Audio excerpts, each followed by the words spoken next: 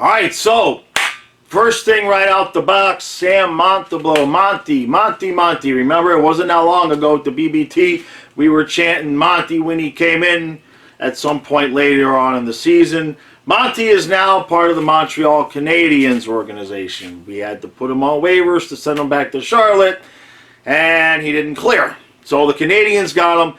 Obviously, I have mixed feelings there because I like the kid. You want to see him develop and grow and all of that, but it's going to have to come elsewhere. Now, will he get an opportunity to play there in Montreal? I mean, probably not right off the bat, but there's probably more opportunity there long term at the NHL level than there is here with the Panthers. So, hate to see him go, but on the other hand, I'm kind of glad he's getting an opportunity somewhere. I didn't see, contractually, I don't know how it works with the NHL in terms of they've claimed him, if they can just take him down to the minors, or if he has to make the team. The NHL level, I don't know how that works, but it's good for him. I'm sure for him, he was kind of hoping somebody would pick him up because he wants to play. Who doesn't want to play? So now we've got Gibson is going to be slated to be the starter at Charlotte if he clears waivers. So we had an abundance of riches at goalie. Now we don't have Monty, and most likely Gibson's not going to get claimed, so he's probably going to be the guy at Charlotte. We made a bunch of other moves. Basically, except for Lundell. Lundell's obviously probably still, hopefully, going to make the roster, although he hasn't played. The guys that were in my camp battles, Danisenko, Heponiemi, Saran, Noel, all sent back down. Hutsko got sent back down. Now, those guys don't have to worry about clearing waivers. So, for me, I've been saying this since development camp. Now, Stu and I talked earlier before development camp, and he was looking at Noel. He was hoping to see if he had a chance to make the roster because he really likes him. I like him, too. When I saw Noel at development camp, that's when I said, this guy it's him or Joe Thornton. It's just that. And even though, Jumbo's hurt, he hasn't played. Obviously, we know the type of player he's going to be, so it's not like he has to play during the preseason.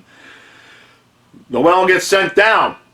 Now, Hutsko, Heponiemi, and Danisenko, we have a good problem, which is we have guys that are probably ready to play at the NHL level. What I saw last night on that fourth line with Achari and Duclair and Saran Noel, I was like, yes, please give me more of that. We're not going to have more of that. We're probably going to have Thornton on the fourth line, which I was feeling better about Joe Thornton being on the roster until I saw Noel's development. And now, let's just be honest. Thornton is blocking Noel. I'm not thrilled about it. George Richards replied to my tweet and made a good point, which was, they want Noel to continue to develop and get a lot of minutes. He probably wasn't going to get that in the bottom six role here. He didn't have to clear waivers, so there's no risk of losing him. To me, he's first man up. Okay? To me, anybody gets hurt, Noel should be the guy that's coming up. And then you've got Danisenko, who looks close enough to ready. Heponiemi, still probably Hutsko. Those two guys still probably need a little bit more time in the oven. But I think Saran Noel is ready to be an NHL player. And to me, he's got to be the first guy up. So, making moves, man. It's going to be interesting to see. I'd like to see Lundell get into a game or two here. I haven't seen an update on his injury. He was supposed to have just tweeted something. And when that happened, Coach said he might be better, ready to get on the ice on Saturday. That was last Saturday. So I don't know what's going on there. Thornton tweaked something. Forsling tweaked something. We talked about that yesterday where the little injury things are getting a little bit enough. Just preseason. You know what I mean? So I'd like to see Lundell get on the ice. Obviously, we're sending Noel down, so Thornton's going to make the team. I don't think there was a big doubt there. But like I said, I felt better about that before it's clear that he's blocking a young player. If it wasn't clear when we got him, it's abundantly clear now. So, But we're trying to win a cup. We're trying to win a cup. And, you know, in years past, and this is the good problem that we have, Panther fans.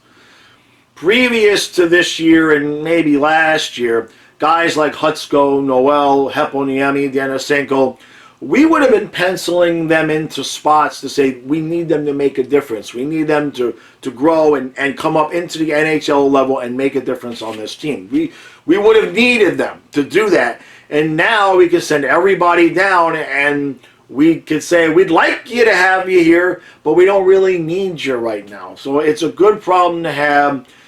Those guys are going to be on this roster soon. If not by the end of this season, next season, because we've got the cap issues with Yandel next year. Vetrano's probably not going to get re-signed. Somebody correct me if I'm wrong, but I believe this is Hornquist's last year. If not, he's only got one more year on his deal. So a buyout could possibly happen if he doesn't age gracefully, we'll say that. Thornton obviously is just going to be a one-year deal. So these guys are going to be on the roster. Some of them probably by the end of this season, and certainly by the time we get in the next season, especially with the way it's looking with Barkov, and that's the last thing I'll say.